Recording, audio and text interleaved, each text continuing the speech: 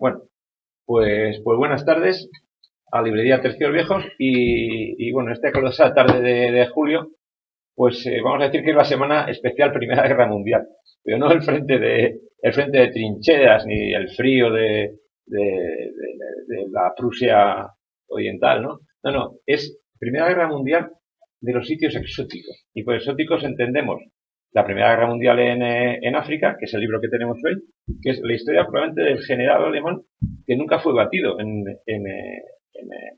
durante la guerra, que es Leto von Born.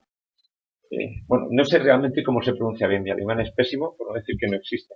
Pero bueno, en cualquier caso, una persona, vamos a decir, de reconocido prestigio y que durante la posguerra, o sea, fue una persona, o sea, que tuvo homenajes, el partido nazi estuvo detrás de él porque era una figura carismática y no solamente en su propio país, sino incluso sus enemigos, el general, por esta manera, Smuts, o sea, se preocupó, o sea, de que fue una persona que no tuvo, o sea, que no le faltase de nada, o sea, tuvo un reconocimiento por parte de enemigos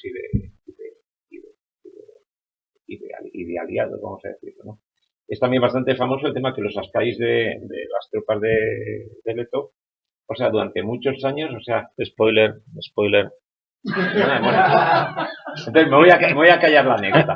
Fue también muy querido por sus soldados, ¿vale?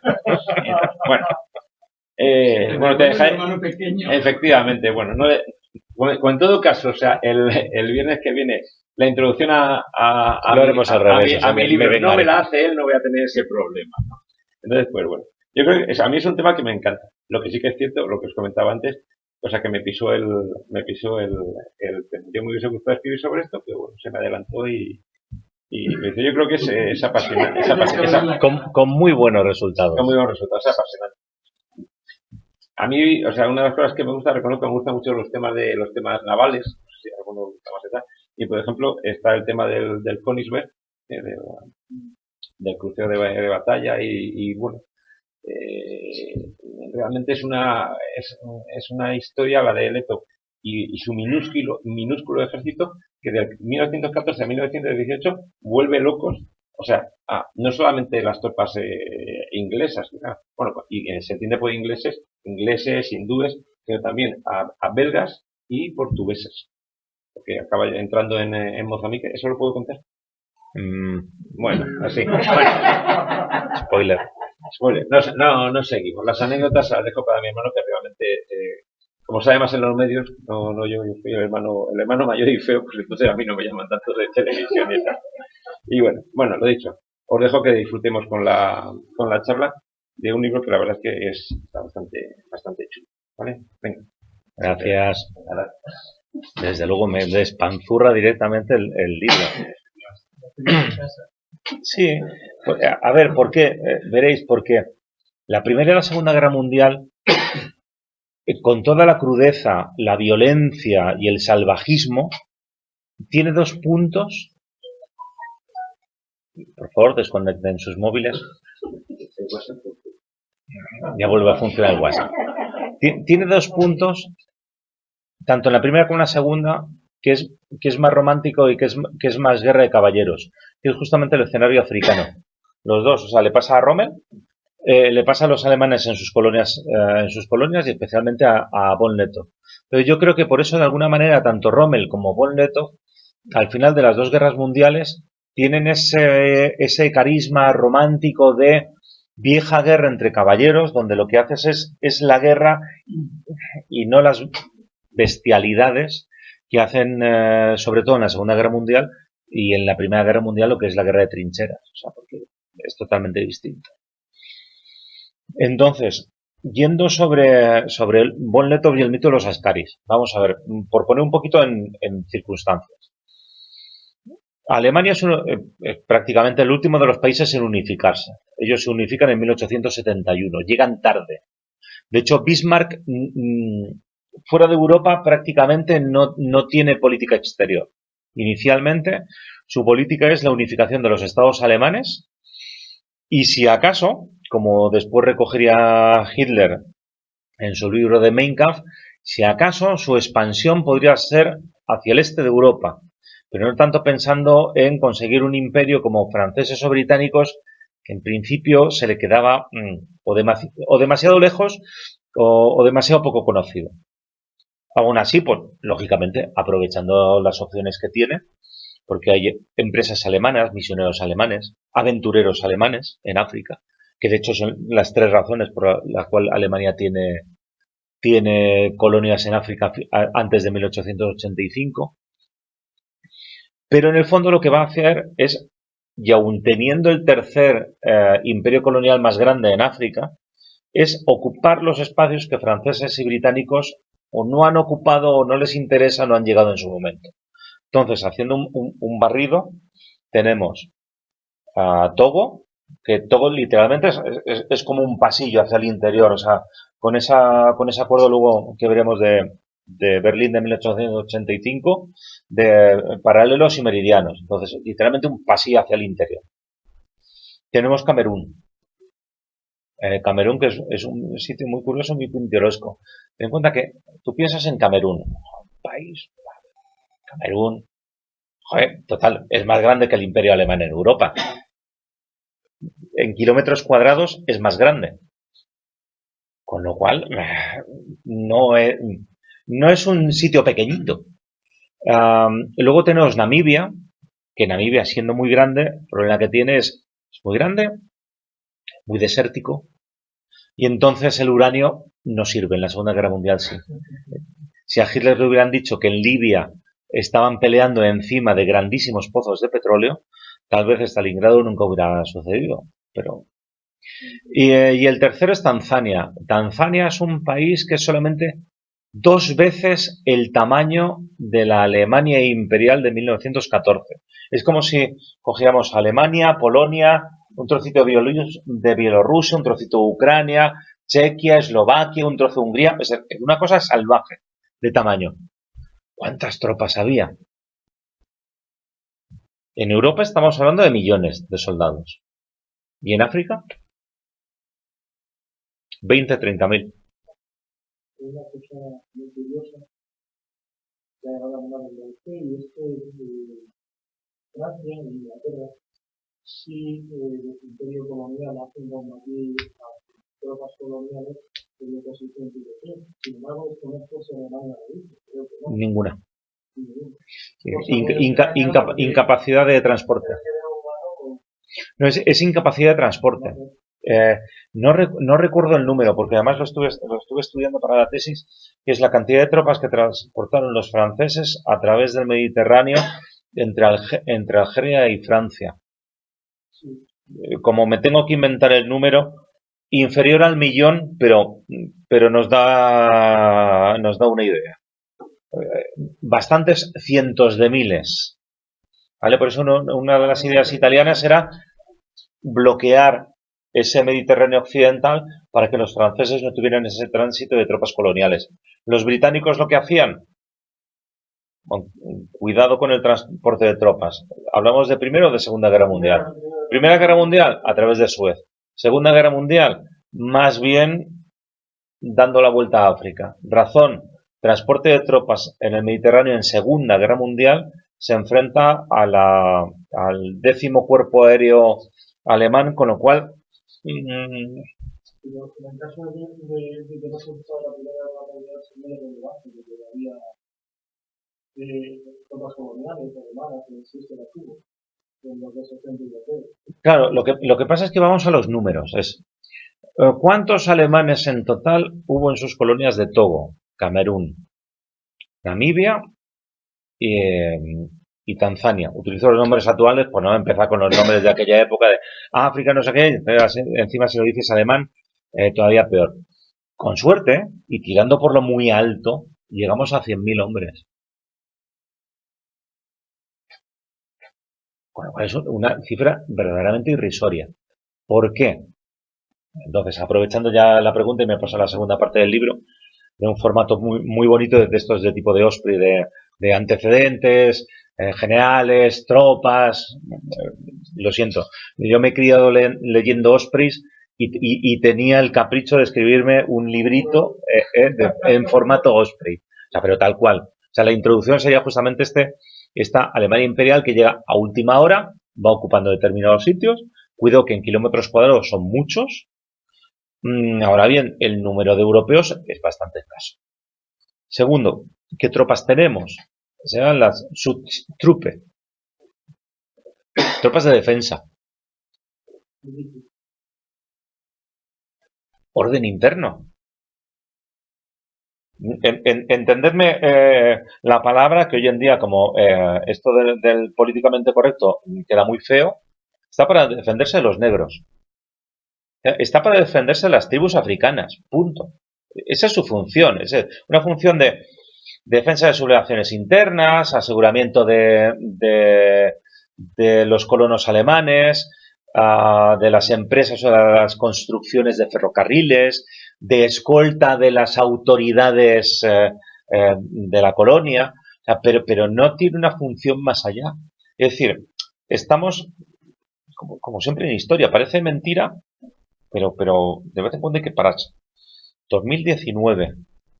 Un guerrillero afgano hoy en día no se parece ni de broma a un africano de 1914. Su capacidad, su comprensión y su armamento y su perspectiva no tienen nada que ver. Con lo cual, con una compañía de askaris, es decir, de tropas africanas, ¿quiénes son los askaris, en definitiva? Las tribus más guerreras que han existido en África toda la vida. Me da igual que seas nigeriano, keniata, tanzano, que seas metrópoli francesa, británica, alemana, lo que quieras. Es decir, es aquellas tribus guerreras de siempre, se les explica el cómo se lucha la occidental, es decir, utilizar armas de fuego, fundamentalmente fusiles.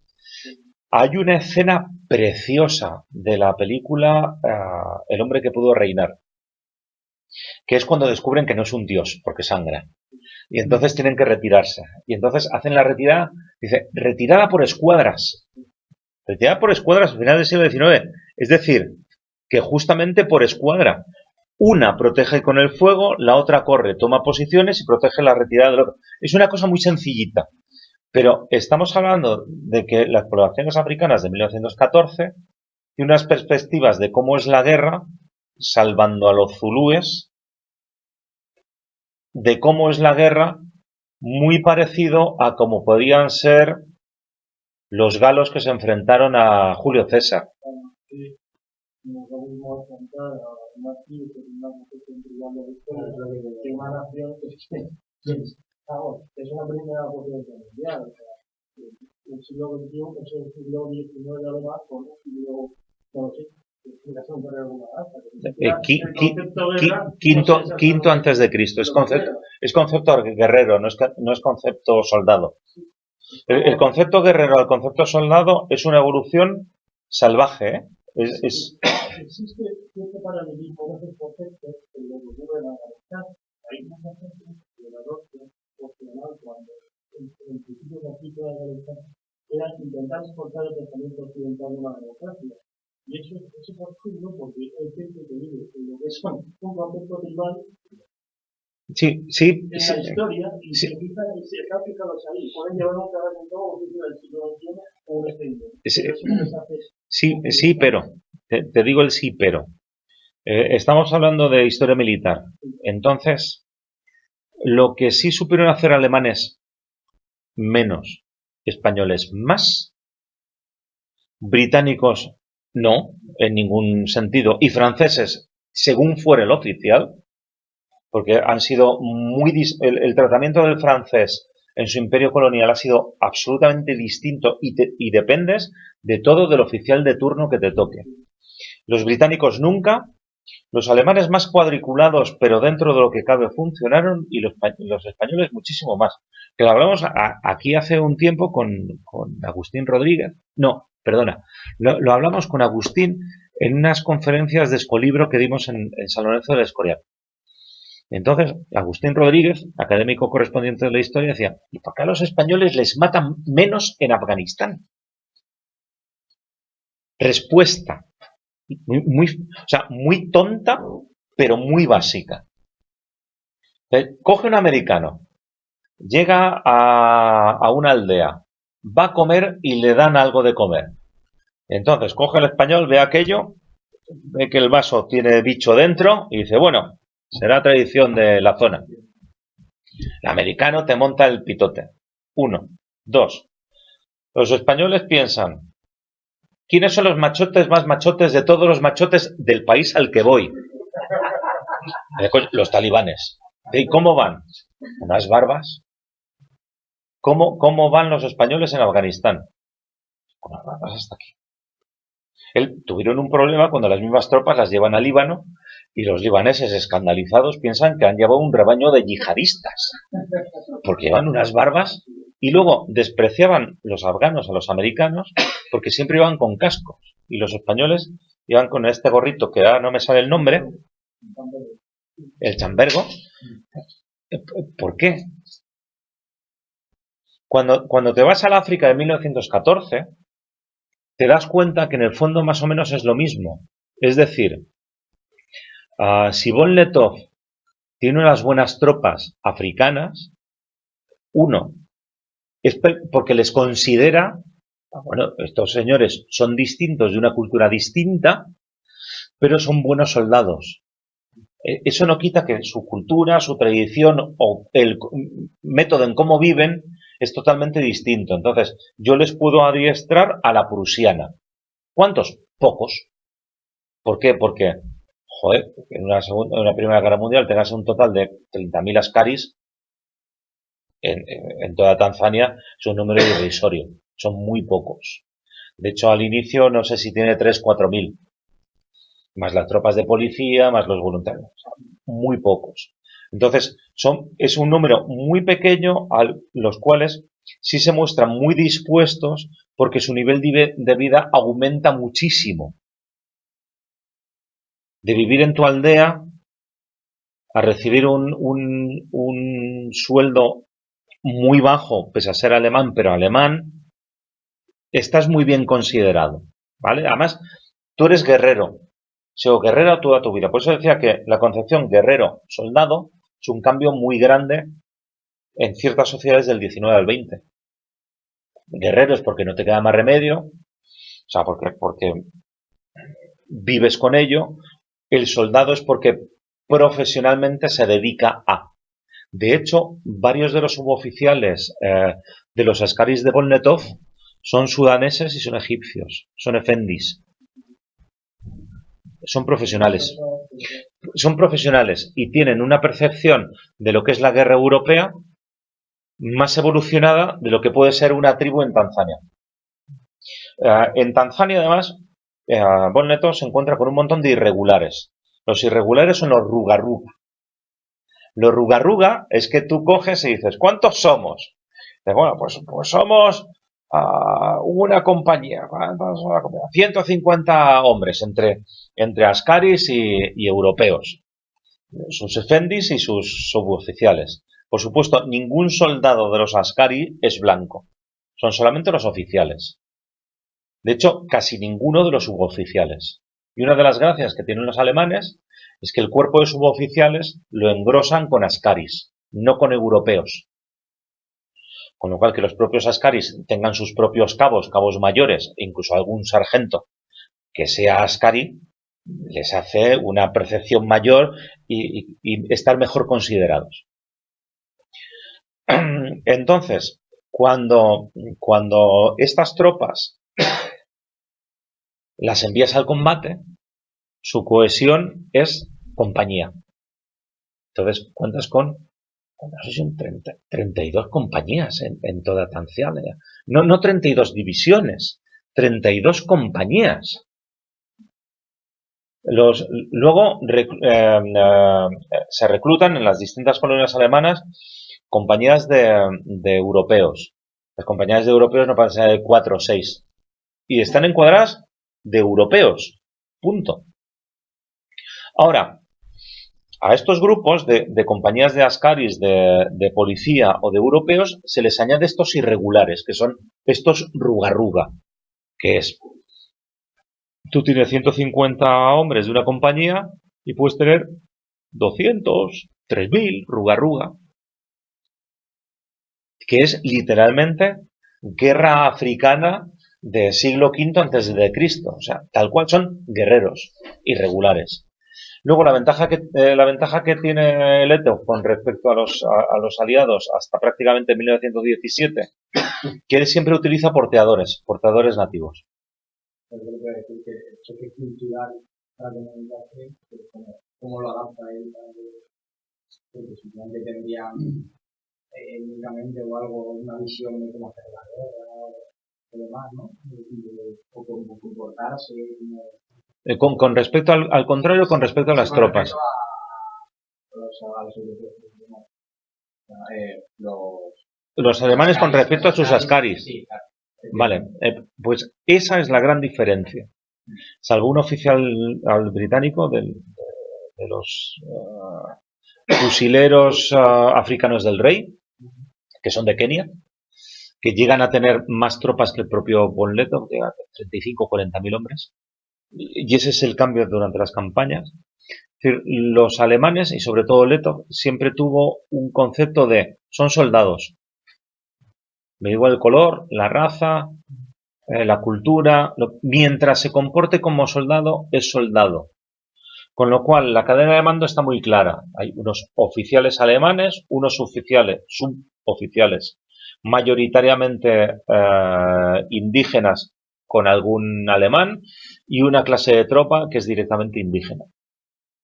Ahora, al tener un grupo tan pequeño, porque estás hablando de que cuando Von Lettow llega en 1914, se está contando con 3.000, 3.500 askaris, o sea que es un grupo muy, muy, muy reducido, sí les puede decir doctrina militar alemana, y si no te gusta, te vuelves a la aldea.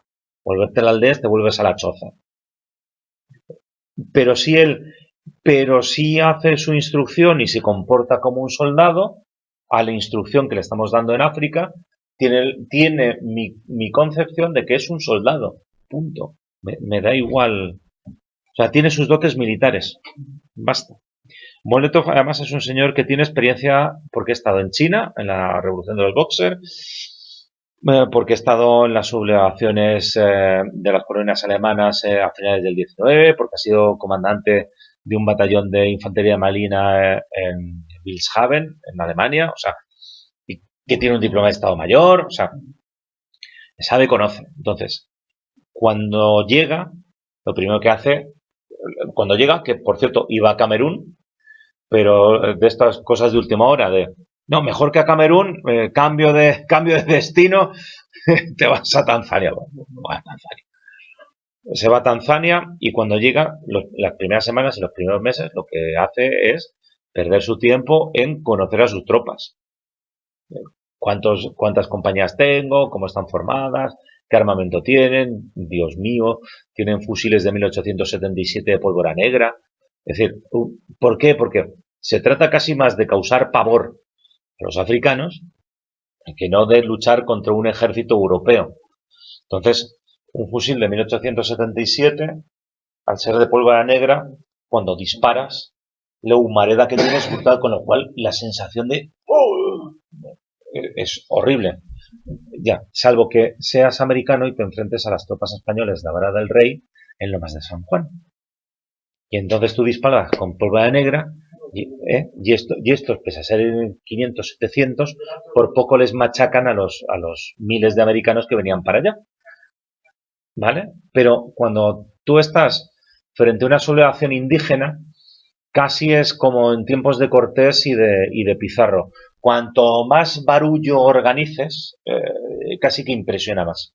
Dime. Sí, es algo de lo que está hablando. Los ingleses franceses simplemente tendrían a equipar a sus tropas con fusiles, digamos, de segunda línea, por razones malas experiencias de la guerra colonial, ya se lo deberían los hospitales, o sea, ahora se lo recuerdan a Afganistán.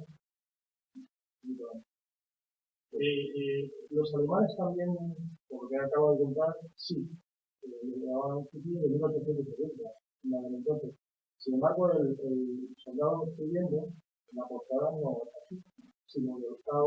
No, porque luego posteriormente hay una reorganización, empiezan a llegar ametralladoras Maxim, les tienes que explicar a los indígenas eso cómo funciona, porque, a ver, yo lo siento mucho, y muchas veces se lo digo a mis alumnos, que son alumnos de secundaria y bachillerato, que hasta para matar tienes que estudiar, y hasta para robar tienes que ser bueno. Entonces, no basta con hacer tú. No. Yo siempre digo, a ver, si una persona normal se encuentra con una ametralladora, lo lógico es que si encuentras una pequeña elevación del terreno, inmediatamente te ocultes debajo. ¿Por qué? Porque a tiro a ras los disparos pasan por encima. Estás muerto. Tiro por elevación y saturación, porque lo que haces es mover en un ángulo de 5 a 10 grados el tiro a ráfagas cortas. Lo que estás sembrando es... Eso se lo tienes que explicar a un soldado. Yo recuerdo a Vicente Guarner, que es un general español de la Guerra Civil, catalanista, reprime la sublevación en Barcelona, y en su libro, en la Gran Cataluña, justamente una de las críticas que hace a las milicias es que no son capaces de entender esto. Entonces, claro, no basta con tener un fusil y disparar. O sea, cuidado, que tienes otros señores delante que te están disparando, que tienen que saber cómo disparan. Luego, tienes que ir enseñando a las tropas. Y resulta que los askaris y las tropas indígenas tanzanas sí entienden y adaptan ese modelo de guerra europea. Por ejemplo, a los cameruneses un poco menos. De hecho, hay dos compañías camerunesas que se sublevan antes de 1914 y son trasladadas a Nigeria en la Primera Guerra Mundial, Nigeria, a Namibia, y hacen la Primera Guerra Mundial en Namibia porque lógicamente se les vuelve a reclutar. Es decir, sí entienden, sí comprenden, pero también entienden y comprenden hasta cierto punto. Y eso es una de las gracias de Letov, que Letov entiende y comprende que es la Primera Guerra Mundial en África.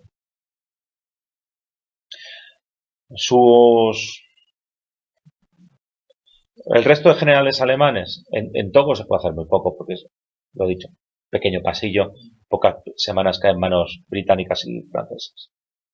En Camerún se intenta resistir, pero prácticamente es un año, a finales del 15, el 16. Lo mismo, un territorio muy grande, muy pocas tropas.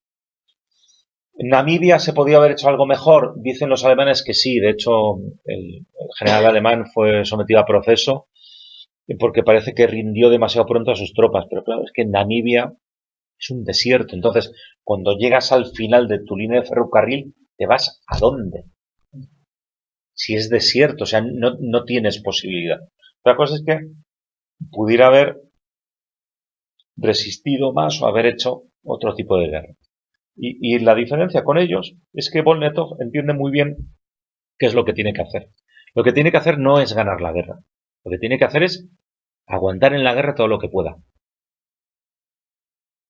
Que sus tropas sean una fuerza operativa el mayor tiempo posible. ¿Por qué? Porque primero se pensaba que la Primera Guerra Mundial iba a ser en las colonias, no iba a existir. En 1885 en Berlín se firma que en caso de guerra en Europa las colonias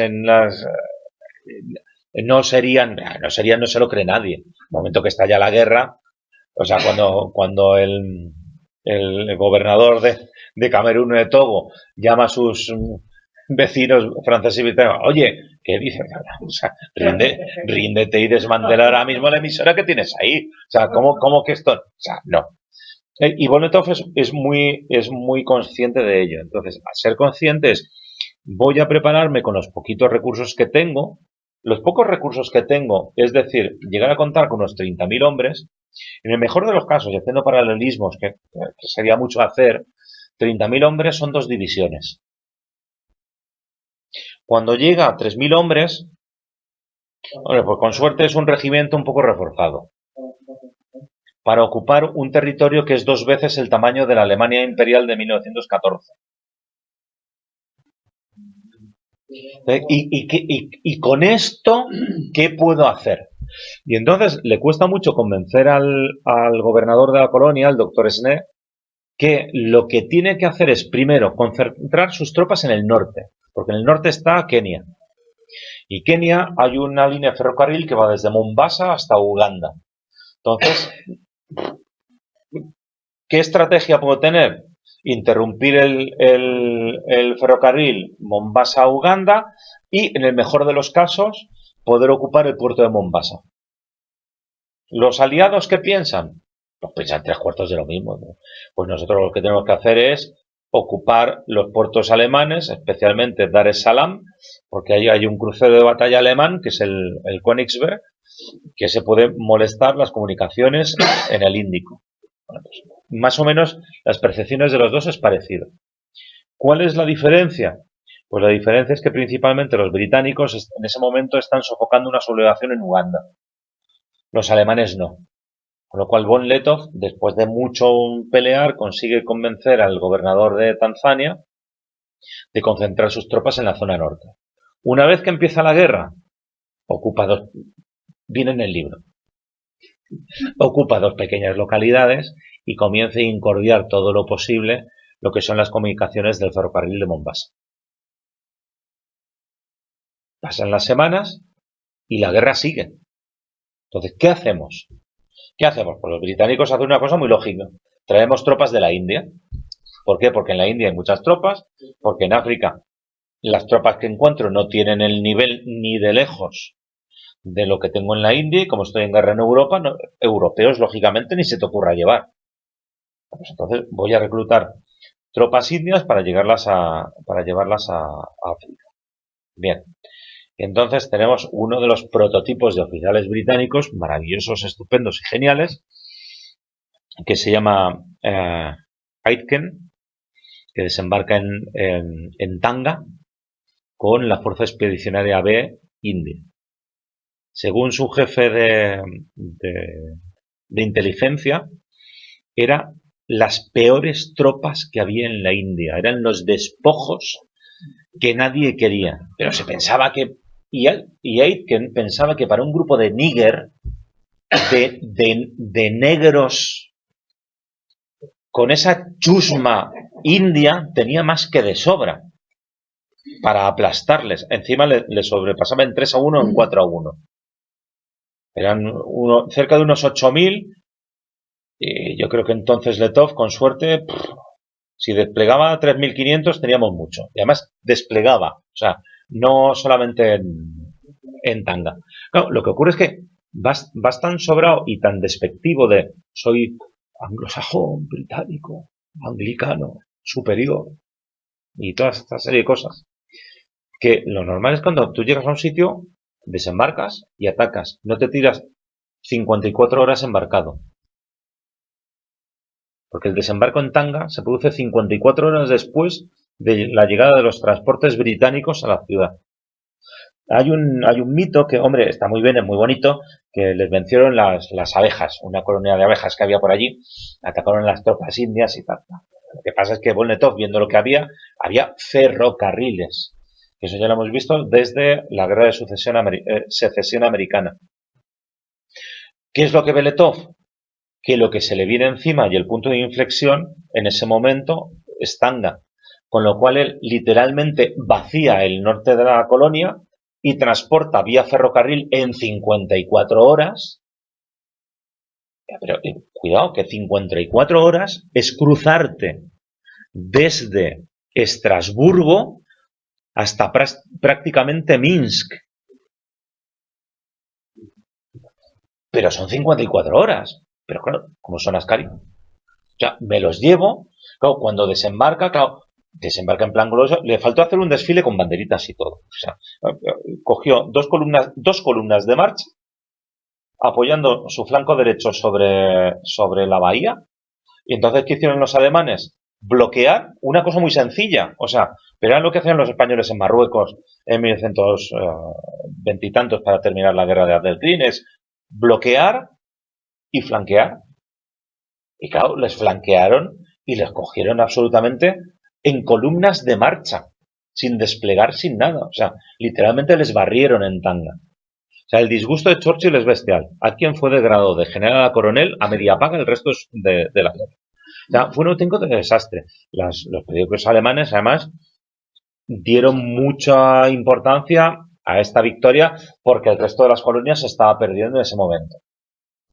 Aún así, Volnetov tiene otra victoria que es una pequeña población que podréis ver en el libro, cerca de Mombasa, donde lo que le ocurre es que es una victoria alemana. Victoria alemana, y Volnetov saca la conclusión de que no puede volver a tener una victoria así. ¿Por qué? De sus 42 oficiales de carrera, mueren en combate 8. Luego es un porcentaje brutal. Y además gasta más de 200.000 cartuchos, un tercio del total de lo que tiene toda la colonia. Una colonia que es preindustrial. A ver cómo te pones a fabricar cartuchos en Tanzania. Porque lógicamente la capacidad que tienes de recibir suministros o refuerzos no existe. Los británicos sí tienen, los alemanes no. Entonces, esta es una de las primeras lecciones que saca Volnetov. Tengo que plantear batalla. Cuando pueda, cuando su periodo sea muy enorme, y cuidado con las bajas, porque es mejor combatir en retirada que presentar batalla campal, aunque venza, si el número de bajas que tengo es muy grande. En ese sitio, me imagino que luego he utilizado material británico que amablemente me ha traído de futuro. Los fusiles de trasero. No, por supuesto, el vivir sobre los suministros contrarios es un clásico. Es un clásico no esto, sino en unas fases posteriores, porque mientras Volnetov se mantiene sobre su colonia, aunque tiene una economía preindustrial, sí tiene capacidad de fabricar cartuchos, de una cosa que llaman el Poncheletov, para enfermedades tropicales, a base de quinina y tal. Tienes que tener mucho cuidado con los recursos, tienes que tener mucho cuidado con todo. Pero eso lo gestiona muy bien. Por ejemplo, se tira prácticamente 6 meses sin ofensiva ninguno, sino situando bases logísticas para que o pequeños grupos de 6, 8 askaris o como mucho compañías de A30 crucen a Kenia y realicen labores de saboteador o ataquen pequeñas guarniciones. Ojo, tal cual tenemos la imagen de los apaches sin caballos, corriendo por la selva, corriendo por la sabana. ¿Por qué? Porque 8 askaris pueden sobrevivir durante una semana con muy pocos suministros. Eso me sirve para destruir más de 40 ferrocarriles, más de 40 locomotoras y más de una veintena de puentes de esta línea Mombasa, que es una salvajada. Cuando concentras pequeñas guarniciones, porque lleva una segunda fuerza expedicionaria india que es desplegada en toda la frontera, claro, pequeñas guarniciones, modelo bloqueo español, ¿cuántos? 6, 8, 12, 15. Y entonces lanzas compañías de 30 que llevan incluso una ametralladora. Con lo cual tienes superioridad y puedes elegir cuándo les atacas. Te tiras así varios meses. Es decir, que estás haciendo una guerra de guerrillas. Hasta tal tipo es guerra de guerrillas. Tenemos arriba un libro que es Los Brandenburgueses, que uno de sus oficiales, von Hipper, copia su guerra de guerrillas para utilizar con los brandenburgueses en la Segunda Guerra Mundial. ¿Por qué? Porque es una guerra que está basada en pequeños grupos, optimizando lo que tienes. Ojo, y en unas obtiene grandes victorias, y cuando se lanza sobre Rhodesia y hacia el interior con otros de sus oficiales, al principio son varias derrotas con un número de muertos bastante considerable entre irregulares de Ruga y compañías de askaris. O sea, que no todo es precioso y estupendo. Luego tenemos una historia preciosa que es el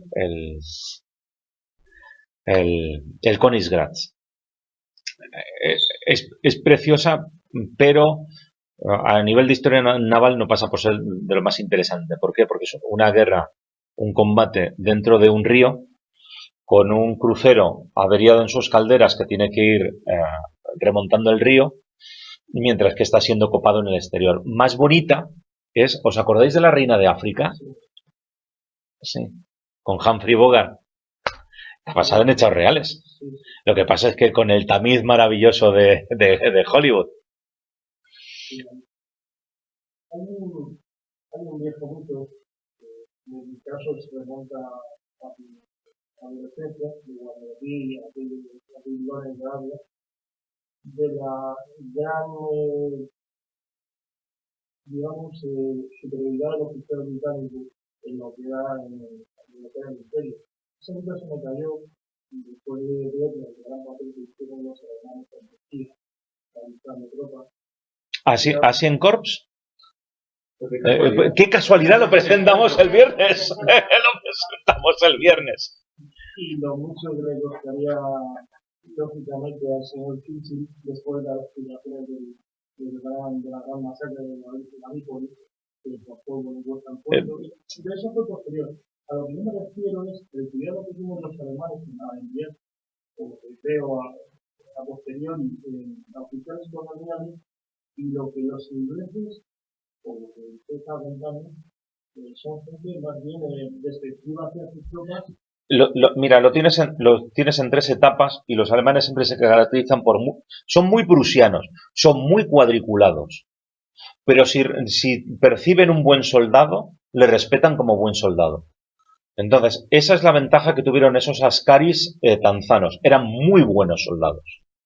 A la percepción prusiana. A ver, no era un soldado de Potsdam, ni de Hamburgo. Pero a la percepción de adiestramiento, seguimiento de órdenes, comportamiento, unas tropas, comillas, excelentes. El problema de los británicos es, uno, que sobreestiman primero a esos nigger, a esos negratas que son poco menos que monos. Y cuidado que encima voy con indios a los cuales también desprecio como raza inferior. Luego me llevo a sudafricanos. Y eso que luego que son blancos, todos, del primero al último. Smuts tiene la gracia, tiene 2 gracias Smuts. Uno, ser el único ser humano que ha firmado 2 paces de las guerras mundiales. Firmó la primera y la segunda. Las 2. Estuvo en el Imperial War Cabinet, tanto en la primera como en la segunda. Estuvo poco tiempo. Lo que pasa es que se llevó sudafricanos. Segundo problema. Blancos. Otra vez. Blancos, que significa que en una de las operaciones son una brigada de caballería con cerca de unos 10.000 hombres. Esos 10.000 hombres, cuando llegan a tomar contacto con los alemanes, se han quedado en 3.000. ¿Por qué? Porque la guerra en África no se hace así. Hay un oficial británico, que sí, que es del regimiento de fusileros del rey, que hace lo mismo que Letov. Empieza a reclutar tropas indígenas guerreras en Kenia. De hecho, llega a tener más de 40.000 hombres. Y su sustituto, tenemos a Aitken, luego tenemos a Smuts, luego tenemos a este hombre, luego tenemos a un sudafricano, curioso el sudafricano porque prácticamente no había inglés, pero como había ido Smuts y la mayor parte de las tropas eran sudafricanas, modo de hacer la guerra, europea. Artillería, sobresaturación, no, la guerra en África no se hace así. Luego llega el de los fusileros del rey y su sustituto decide que sí se hace así la guerra, es decir, no voy a rehacer lo anterior, sino que al revés, voy a despachar a todos los europeos, a la mayor parte de los sudafricanos, a la inmensa mayoría de los indios y me voy a quedar solamente con keniatas. Resultado, que ahora el que tiene que ir retrocediendo es Von Letov. ¿Qué ocurre? Pues lógicamente que él no se aferra al terreno. ¿Por qué? Porque su objetivo no es defender la colonia, es entretener el mayor número de tropas y efectivos y recursos. Yo no voy a ganar la guerra, yo solamente voy a permanecer en combate el mayor tiempo que pueda. Entonces llega un momento determinado que tras una serie de victorias-derrotas, La última victoria es 1917, es Maigua.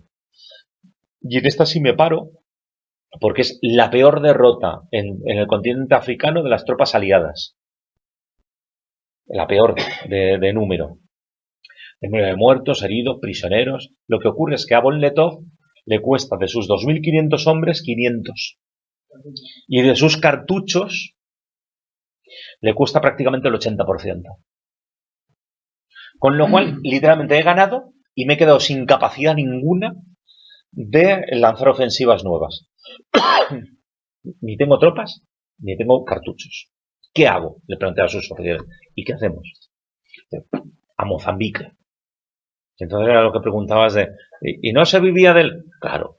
Y se les cayó a los portugueses encima una marea de unos tíos que llevaban 3 años en guerra, que se las conocían todas, y los pobres allí miraban y decían, ¿aquí qué está pasando? 2 portugueses y un montón de mozambiqueños que lo mismo habían sometido a tropas indígenas, pero no habían hecho, comillas, la guerra a la europea. La guerra a la europea significa que te llevas varias compañías de campaña de artillería, incluyendo cañones de 105 milímetros del Königsberg. No muchos, pero unos poquitos. Con lo cual aquello, oye, tiene su sustancia. Claro, vives de eso. Vives de eso y tienes anécdotas tan graciosas que vienen en el libro, como por ejemplo que cuando los británicos llegan a una ciudad pensando que están los alemanes, porque ha habido varias columnas de operaciones que les han ido teóricamente cercando hasta llegar al punto, no hay alemanes.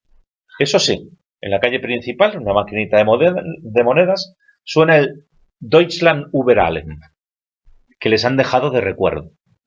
Otra, o sea, que es, no me digáis que no es de película de vaqueros, que es esto de que llegan los malos, da igual los malos los que sean, llegan todos en tren, todos allí puestos con sus fusiles, no sé qué, no sé cuánto, llegamos al pueblo, no sé cuánto, y cuando llegas y paras, dices,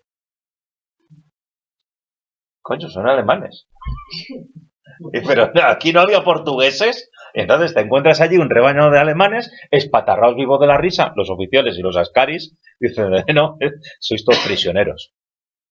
Entonces,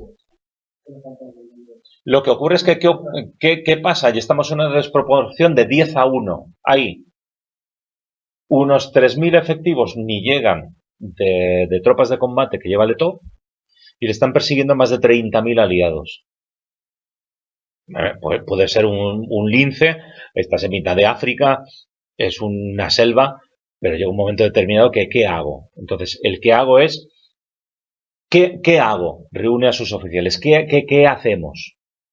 Lo mismo, bueno, de igual forma que decimos pasar a Mozambique, vamos a regresar a Tanzania. Ahí se produce un combate. Letov tenía la costumbre, modelo napoleónico, de avanzar con sus tropas en columna, pero en columna de un día de marcha. Llevó una vanguardia, el grueso en el centro y una retaguardia, y las 3 iban a un día de distancia. De tal forma que siempre tenías la posibilidad de o huir o apoyar. De hecho, en Maigua, cuando le ordena a uno de sus generales que resista, sus tropas realizan un tránsito de más de 70 kilómetros en un solo día para apoyar. Son ascaris. Son ascaris. Entonces, cuando ves las películas esas te vuelvo a decir lo mismo, del oeste, que ves al apache que coge el fusil y empieza a correr por mitad del desierto, estos tipos le dices paso ligero y va a paso ligero porteadores incluidos. Es que ni un caballo te lo resiste. ¿Tú eres europeo? ¿Resistirías eso? Si llevas 3 años de guerra, sí. El primer año ni te lo pido. Pero el tercer año de guerra, claro que lo resistes. Llegas baldado, llegas destrozado. Me lo contaba un capitán del ejército de tierra, muy majo él, que decía, yo a mis reclutas cuando llegan en las primeras marchas, voy yo delante, porque el señor pues tenía mi edad, o sea, unos 50, cogía el tío, no, voy ahí delante corriendo, tal, vienen todos los muchachitos que tienen 18, 20, están así, corriendo, claro. La primera semana no me aguanta la marcha ni Dios, pero ni Dios, o sea, les dejo en el sitio. Ahora, a partir de la primera semana que ya empiezan a tener los tíos un poquito de resistencia, ya les suelto a los sargentos. Entonces, claro, cuando llevas 3 años y haciendo este tipo de guerra, claro que puedes resistir, ¿vale? También esa gente supongo que en su cultura las distancias también serían muy grandes y que podrían pues, correr mucho.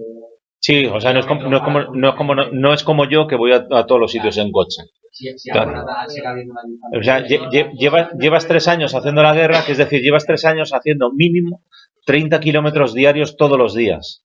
Todos. Entonces, que te pidan una marcha forzada dirigiendo a tus tropas, porque además sabes que hay uno de estos 3 grupos que se le ha ordenado resistir y que si llegas justamente a retaguardia británica, pues con ellos. Regresa a Tanzania, para ir acabando. Regresa a Tanzania y lo mismo. Regresa a Tanzania y tras este combate, que es obligado a mantenerlo, vuelve a plantear, ¿y qué hacemos? Nos aguantamos, volvemos a Mozambique, nos vamos a Nigeria, a Nigeria pasando por el Congo belga.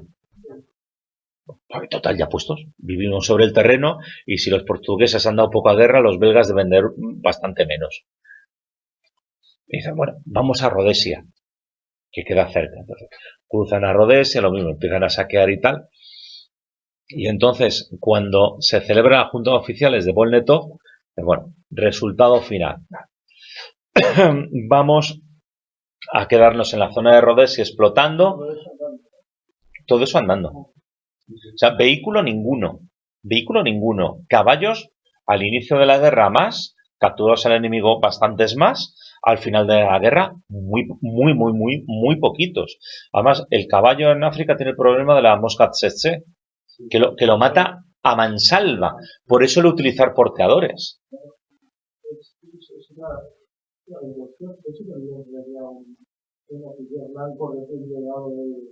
Alemania a las enfermedades tropicales que incluso ya, claro, de allí teníamos ese cualquier cosa antes de sentido, ¿no? Pues pienso hagamos paralelismos, porque en este país somos muy dados a flagelarnos fuera de Semana Santa. ¿Y los soldados españoles en Cuba? Pues exactamente lo mismo los europeos en Tanzania o en Kenia. No están preparados. Por eso esta pócima de Letov, este ponche Letov, es a base de quinina. ¿Por qué? Porque si tengo unos médicos que están, además, el número, es decir, imaginaos una cosa, es decir, Letov al final de la guerra se rinde con unos 2.500 hombres, en Cuba hay 250.000. Los números no pueden ser iguales, ¿vale? Entonces me voy a permitir leer el final del libro, aunque no es spoiler, porque en el fondo ya sabemos cómo acabó, ¿vale? Bueno, el 31 de octubre las tropas invadían la colonia británica de Rhodesia. Por eso, al final de la guerra, es el único general que se le permite desfilar en el paseo de Unter den Linden en Berlín como general victorioso. Es el único general alemán durante la Primera Guerra Mundial que invadió territorio del Imperio Británico, tanto Rhodesia como Kenia. Tras tantear las defensas, continuaban hacia el interior. Su intención era continuar con lo que le quedaban 1.500 hombres en dirección a Congo y tal vez en dirección a la costa del Océano Atlántico, es decir, hacia Nigeria, tal vez, según se desarrollara. En esas fechas, 11 de noviembre, se produce el armisticio en el bosque de Compiègne. Así que el 23 de noviembre del año 18, los aliados recibieron con honores: os habéis rendido. ¿Así? Sí, mirad, tienes los periódicos. Efectivamente, nos hemos rendido. ¿Cuándo quedamos para hacer la rendición oficial y entrega de mis tropas? El día 23. ¿Vale? Una pequeña localidad lógicamente africana. ¿Cuántos? 30 oficiales de carrera, 125 oficiales y suboficiales voluntarios, es decir, alemanes, 1.168 askaris, o sea, no 250, 1.168 y 3.500 porteadores. Eso es lo que se rinde, ¿vale? De esto, la anécdota final, que intentaba mi hermano hacerme el spoiler, con esto ya acabo, es, tras ser repatriados los alemanes, von Lettow y el gobernador Sne hacen el desfile en Urner der Linden, el desfile de la victoria. Tenéis varios vídeos en YouTube, además, sobre el evento. Pasa el tiempo, los nazis intentan cortejarle, sí y no, ni sí ni no. Dijo que sí. En el 38 fue nombrado general honorario, no intervino, ni mandó tropas, ni organizó nada. En la inmediata posguerra hubo una reunión en los años 50 en Londres y se encontró con Smuts, que ya le conocía de su periodo de Primera Guerra Mundial. Dice, ¿qué tal? Digo, con mi pensión de oficial, muy modestamente, en Hamburgo. Dicen, pues vamos a hacer, pues los antiguos oficiales vamos a hacer una caja. Entonces, sudafricanos, rhodesianos, británicos hacen una colecta para que su enemigo, pero caballeroso, como se ha mostrado durante toda la guerra, viva como merece, o sea, no como una persona de muy pocos recursos. Muere. Los años 60. De hecho, el gobierno federal alemán le rinde honores de general, le entierra, también tenéis los vídeos en YouTube. Y en los años 50, la República Federal Alemana se crea en 1949, después del problema del bloqueo de Berlín. Deciden que a los veteranos de guerra alemanes hay que darles un subsidio. Por eso los veteranos de la División Azul reciben un subsidio. Porque cualquier soldado que haya servido en el ejército alemán, como ejército alemán, que es el caso de la División Azul, merece recibir un subsidio del gobierno alemán. Pues me encuentro que los askaris de von Lettow también merecen un subsidio. Claro, han pasado en números redondos 40 años. Te vas a Dar es Salaam, pones ahí un montón de pasquines, haces para que los veteranos se concentren en el puerto. Entonces se te presentan unas pocas decenas de ancianos. Ancianos, tú imagínate lo que es hacer la guerra, pues a lo mejor con 20 años, ser un tanzano de cerca de 60. O sea, auténticos señores muy mayores. Y les ponen allí. ¿Y cómo sabemos si son veteranos o no? De papeles, muy burocrático. Vamos a ver, ¿cómo quiere usted que tenga yo mis papeles o mi pasaporte 40 años después? Y entonces, uno de los enviados de la embajada dice, oye, pues ya está. Se sube unos pales que había allí en el puerto de Dar es Salaam, como había sido oficial en la Segunda Guerra Mundial, coge a todos los señores que está allí y en el alemán les dice, ¡en formación! Y de repente ves que todos los veteranos empiezan a colocarse con su pie a un tal, firmes, y todo el mundo, firmes. ¡Vista a la derecha! Las órdenes te las sigues aprendiendo. Son de estas 20.000 anécdotas que has escuchado que cuando capturaban a uno, si no sabían si eran soldados o que si eran corsarios o si eran marinos, y entonces cogía uno, daba una orden y todos inmediatamente, sin darse cuenta porque estaban acostumbrados, igual. Pues tal cual. Entonces cogió a sus pocos centenares de veteranos y les dieron la pensión alemana.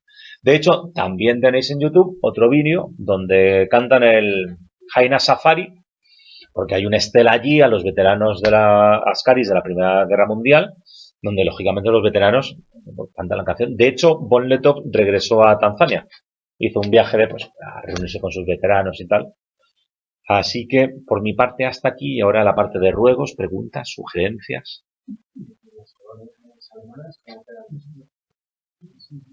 Repartidas entre las grandes potencias. Es decir, Namibia queda bajo administración sudafricana y luego Togo, Camerún y Tanzania quedan divididas entre franceses y británicos. De hecho, Namibia